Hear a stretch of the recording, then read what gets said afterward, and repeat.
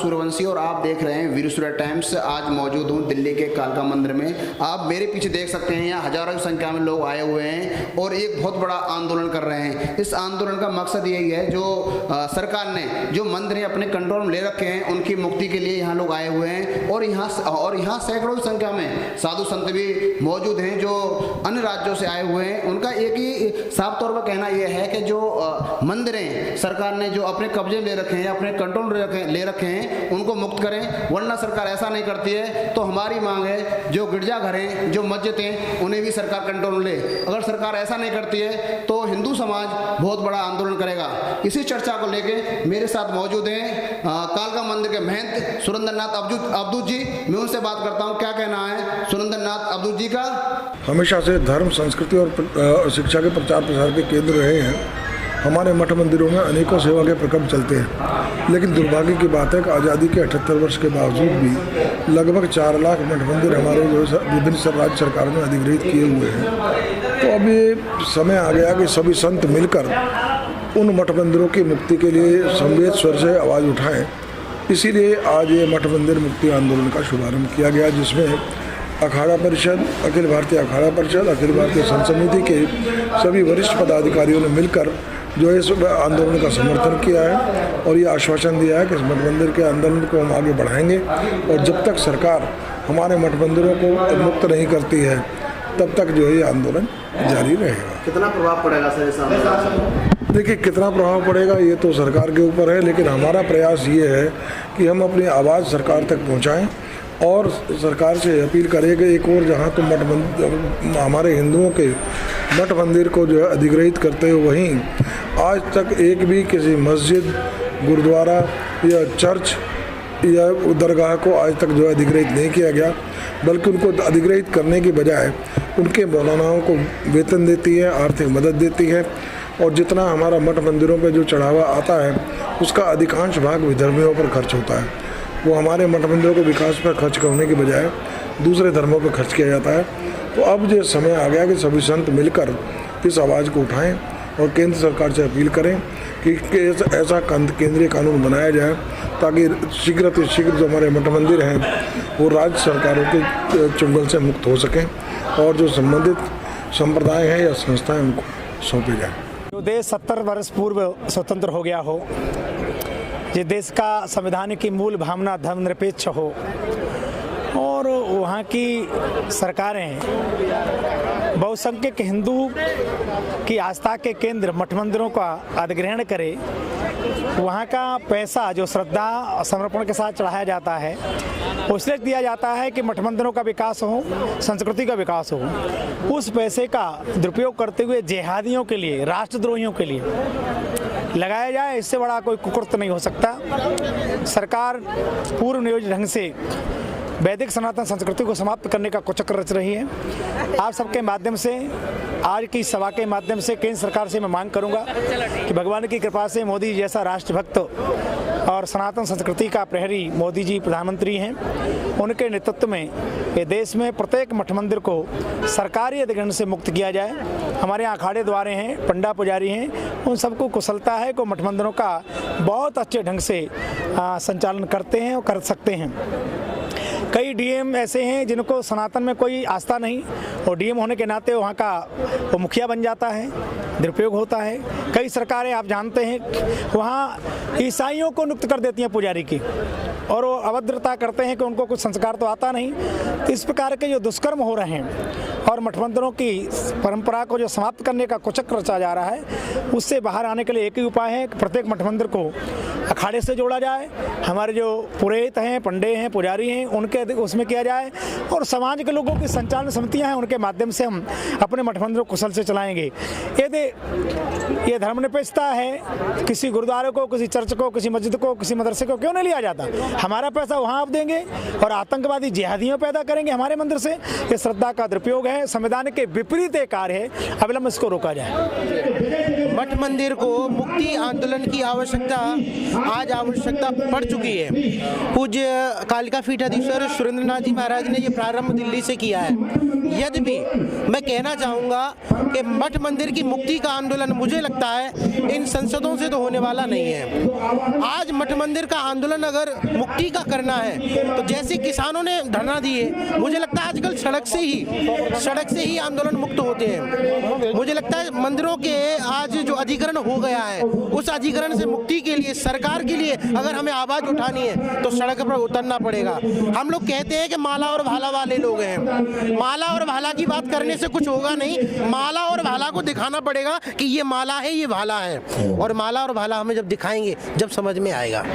आज हम लोग, हमारी सरकार, आज हमारी हिंदुत्व की सरकार, आज हमारे संतों को आंदोलन करने पड़ रहे हैं, आज हमारे पुजारियों को मंदिरों के लिए आंदोलन करने पड़ रहे हैं, साधुओं की जान खतरे में आ चुकी है, संतों की भूमियों को अधिकृत कर लिया गया है, भूमाफियाओं के द्वारा संतों की हत्याएं हो रही है। वृंदावन से आया हूं मैंने उस क्षेत्र के अंदर दर्द देखा, मैंने संतों का दर्द देखा।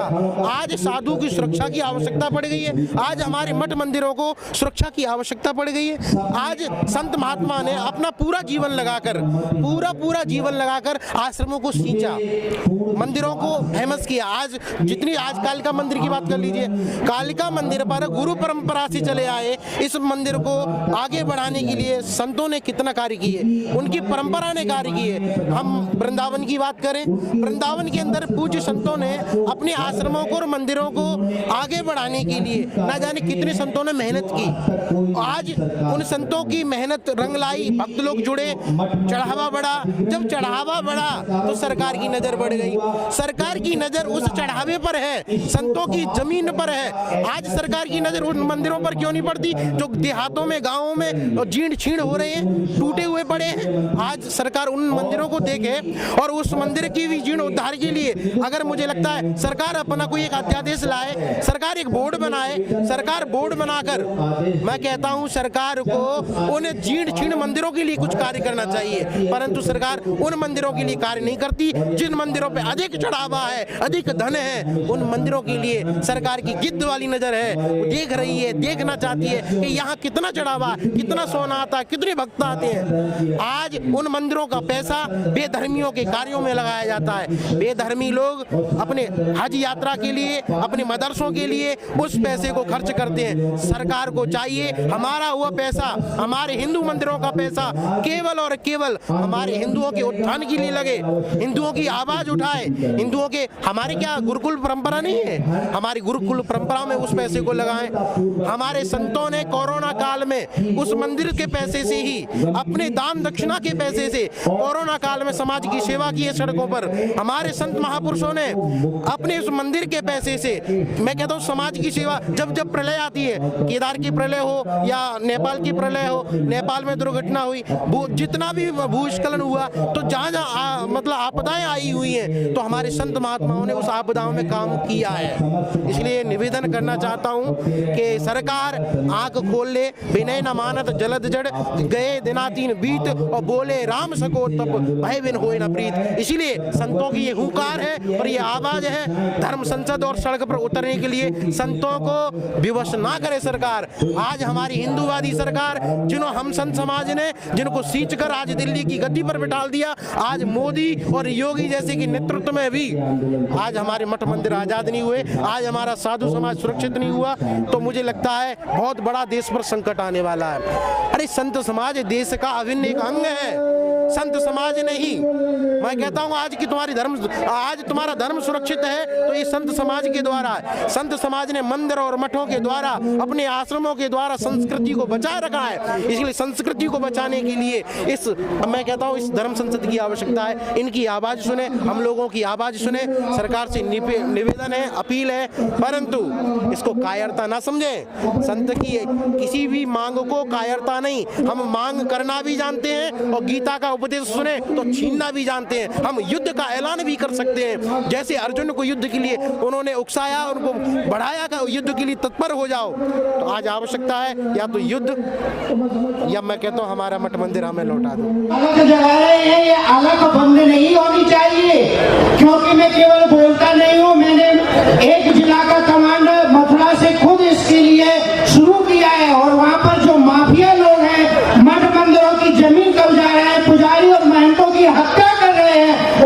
है, मैं संतों को लेकर के आगे बढ़ता हूँ और ये अखबार की न्यूज बनती है। मैं आप सब लोगों से ये कहना चाहता हूँ, अगर जितने महात्मा महामंडलेश्वर हैं एक एक जिला का भी जिम्मेदारी अपने आप में ले लेंगे तो मुझे नहीं लगता है कि कोई सरकार हो जो न झुके।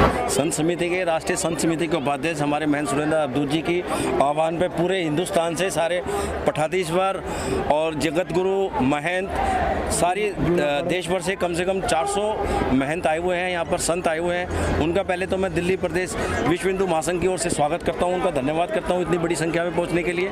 जैसे कि इस मन से आह्वान किया गया है मठ मंदिर मुक्ति आंदोलन का, उस तरीके से हमारे को जिस तरीके से लोगों के अंदर ये जा रहा है कि भाई मंदिरों का पैसा जो चढ़ावा आता है उस चढ़ावे को ज़्यादा से ज़्यादा मंडलों में बांट दिया जाता है और जगह दिया जाता है, मगर मस्जिदों का चढ़ावा और गिरजाघर का जो चढ़ावा होता है उसको सरकार कब्जे में लेने की कोशिश नहीं करती।